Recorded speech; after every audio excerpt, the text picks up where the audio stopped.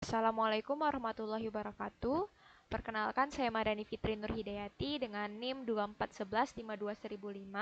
Di sini saya akan menjelaskan tentang Virtual Local Area Network atau biasa disingkat VLAN.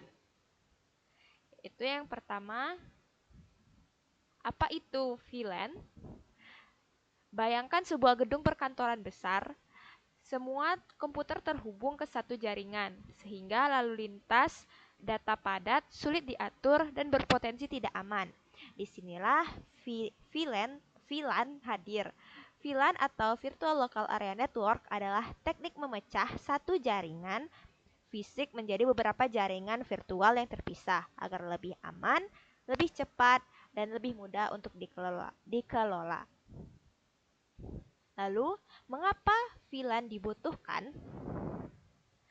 VLAN memberikan tiga keuntungan utama. Yang pertama adalah segmentasi, yaitu memisahkan perangkat berdasarkan fungsi, divisi, atau kebutuhan.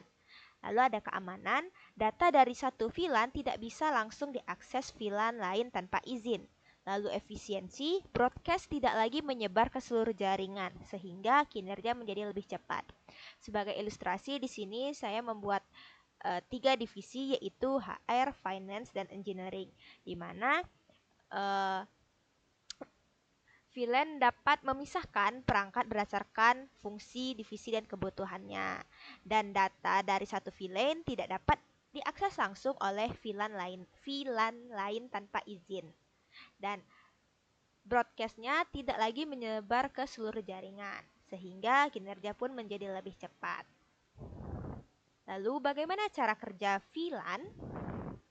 VLAN bekerja dengan memberikan tanda khusus atau tag pada setiap frame data.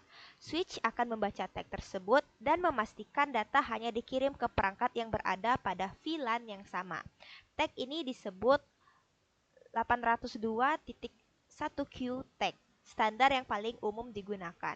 Di ilustrasi saya membuat di sini ada VLAN 10 dan VLAN 20, dan switch digambarkan sebagai petugas pintu yang mengarahkan data ke jalur yang benar, sehingga switch yang mengatur VLAN-VLAN tersebut untuk menuju jalur yang benar. Lalu ada jenis-jenis VLAN. Ada beberapa jenis VLAN. Yang pertama ada port based VLAN. Setiap port switch dipetakan ke VLAN tertentu. Lalu kedua ada protocol based VLAN, pemisahan berdasarkan jenis protokol. Yang ketiga ada MAC based VLAN, pemisahan berdasarkan alamat MAC perangkat. Pada ilustrasi saya membuat port pada switch diberi nomor, yaitu di sini ada 1, 10, 15, dan seterusnya. Dan setiap port tersebut mempunyai warna VLAN tersendiri. Contoh, perangkat dengan alamat MAC berbeda diarahkan ke VLAN yang tak sama. Lalu ada inter-VLAN routing. Secara default, VLAN terisolasi. Jika ingin dua VLAN saling berkomunikasi, kita membutuhkan router atau layer yang ketiga, yaitu switch. Proses ini disebut dengan inter-VLAN routing. Di sini ada dua VLAN, yaitu VLAN 10 dan VLAN 20 yang terpisah oleh dinding, dan router sebagai jembatan yang membuka jalur komunikasi antara kedua VLAN tersebut. Lalu ada contoh kasusnya. Misal, sebuah kampus ingin memisahkan jaringan untuk mahasiswa. Seperti di sini ada mahasiswa kelompok A, kelompok B dengan IP yang berbeda-beda. Nah, jadi misalkan sebuah kampus ingin memisahkan jaringan untuk mahasiswa, dosen, dan staf administrasi. Dengan VLAN, kampus tidak perlu membeli banyak switch, cukup satu jaringan fisik. Tetapi akses internet mahasiswa tidak akan bercampur dengan data akademik staf, semua lebih aman dan hemat biaya. Jadi hanya membutuhkan satu switch saja. Lalu kesimpulan. VLAN adalah teknologi sederhana namun sangat berpengaruh dalam manajemen jaringan modern.